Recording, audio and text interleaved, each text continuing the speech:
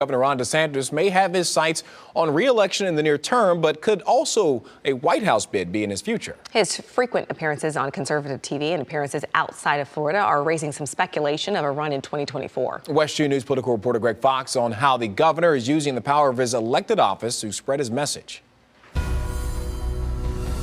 Don't we have a great governor? Give him a round of applause.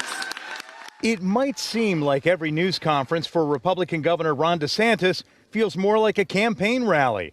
At least it does to Democrats who believe these frequent appearances are not just aimed at helping his re-election bid. Everything that he's been doing has had a national focus. He signed an election reform bill on Fox News for absolutely no reason while barring the media. You know, he does not have his eye on Florida. He is definitely looking to get back to D.C. On a day in which nearly 2,900 new COVID-19 cases and 44 deaths were reported in Florida, the governor reminded us Florida reopened sooner than most. Look, if you look around the country, we're a free state. Many of these states are not free states, unfortunately. A message he delivered Thursday in Pennsylvania, a swing state in the 2024 presidential race. In the state of Florida, with me as governor, I have only begun to fight. The head of the Orange County Republican Party tells me DeSantis could be a running mate for Donald Trump or head the ticket if the former president decides not to run. But he disputes the notion the governor is using news events for free campaign FaceTime. So I don't think it's a campaign rally.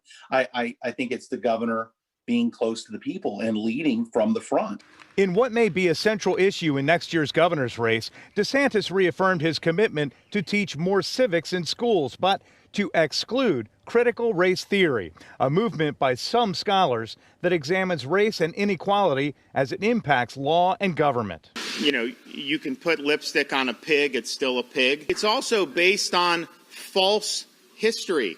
When they try to look back and denigrate the founding fathers. Democratic local lawmaker Geraldine Thompson tells me the state merely needs to follow a 1994 law that requires teaching African American history.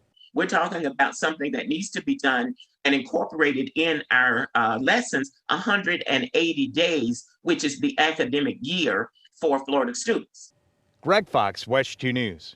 Governor DeSantis promised a full discussion of civics instruction in K-12 schools by the State Board of Education in the coming months. He's so far given no official word about a presidential run in 2024.